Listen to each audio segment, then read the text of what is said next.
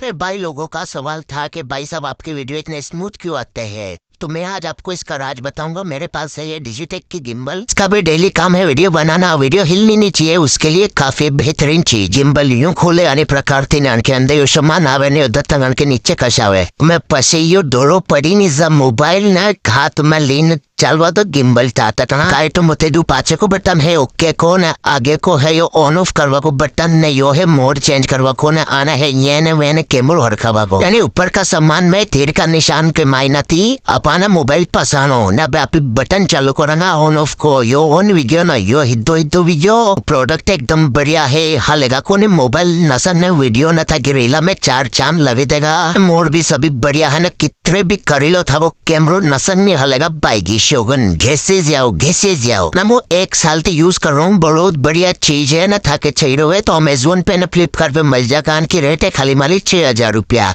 कहीं ज्यादा बड़ी बात को नहीं वीडियो वायरल हुई तो टाटा टाना करीन था मजो आई जागा। ये टेक गिम्बल 007F।